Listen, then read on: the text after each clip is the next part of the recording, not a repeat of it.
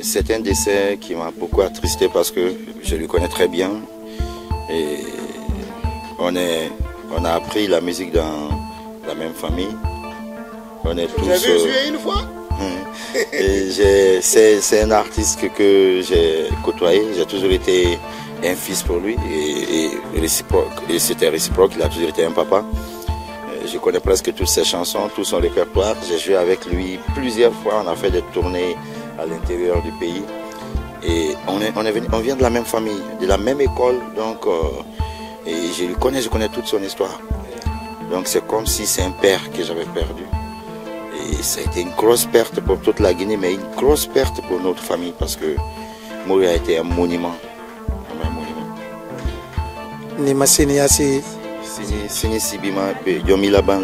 C'est une très belle chanson et ça conseille tout le monde. Ça veut juste dire de penser toujours à l'avenir et de ne pas se concentrer que sur le présent. Et cette chanson conseille surtout nous les jeunes qui sommes aujourd'hui en train de travailler, en train d'avoir un peu d'argent, de penser à demain. De penser à demain parce qu'on ne sait pas à quel moment la mort peut nous surprendre. Et voilà, et c'est nos papas, ils ont tellement travaillé. Si vous savez, si vous voyez, il est mort tranquillement, sans SOS, sans rien, parce que Akalassini Niassi, c'est ce que lui-même il a chanté dans la chanson. Akalassini Niassi, de préparer l'avenir. Et il a préparé l'avenir de ses enfants. Vous voyez déjà ces enfants, les Guinéens, comment ils sont en train de réussir. Et ça, c'est vraiment un conseil pour tout le monde. Et cette chanson fait partie des plus grandes classiques de la Guinée. Étant un musicien, compositeur, Ajaya, quand vous écoutez les répertoires de Mori, qu'est-ce que vous tirez dedans? Ça vous fait quoi? Beaucoup de choses. Déjà, il y a beaucoup de chansons qui ont été travaillées devant moi. Et j'ai participé aussi souvent dans les concerts, dans les mariages. J'ai fait beaucoup de choses avec lui. Et laissez-moi vous dire que c'était une bibliothèque, c'était un monument. C'était un monument. Il avait une voix extraordinaire. Et il est resté tellement attaché à la musique mandingue qu'il n'a jamais bougé. Il a fait des albums qui nous ont tellement formés ici musicalement. Par exemple, quand je prends l'album sur lequel il y avait la chanson Nanfoulé, Kononinta et tout. Et ça, c'est des albums, franchement, qui nous... Voilà. Bon, ça, c'était un peu en arrière. Mais je parle de cet album où il y avait Nanfoulé, la deuxième fois qu'il a chanté Nanfoulé, avec l'album qu'il a fait avec Jean-Philippe Riquel. Et ça, c'est l'un des meilleurs albums de ce pays. Et cet album nous a tellement appris et m'a permis de nous perfectionner musicalement quand on était à nos débuts. Et franchement, Mori, c'était quelqu'un qui investissait dans sa musique. C'était un perfectionniste. C'était un perfectionniste et il a toujours prouvé et montré sa puissance, son talent partout où il partait. Il n'y avait pas de petits événements pour lui. Il était toujours prêt, quelle que soit la nature de l'événement.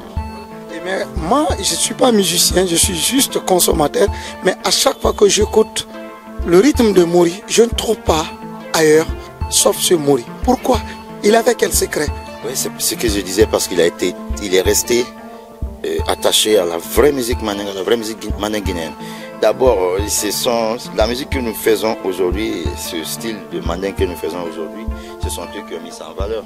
De Mamadi Doulou Dada, de Ipro Diabaté, de Kialfala Kanté, et tant d'autres, ils sont nombreux, de Sikouba Kandia.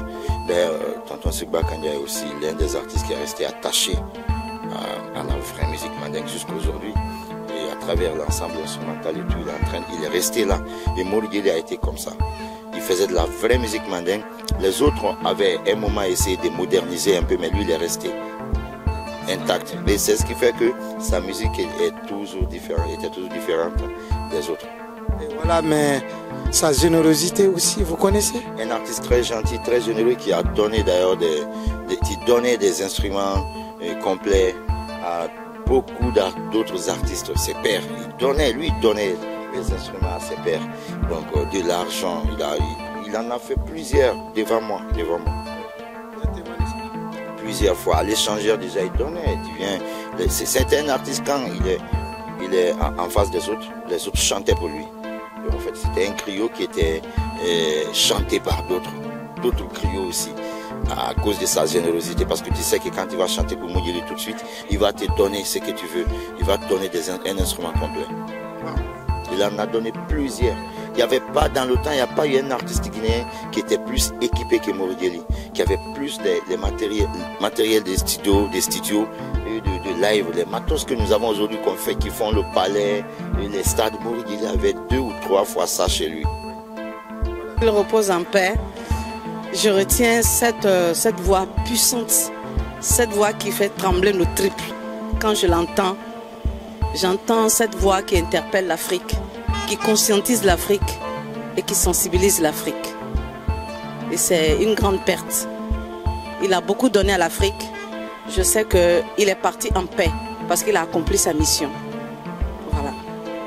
Merci les 3 go de Koteba, mais c'est notre sœur Tanti Maté.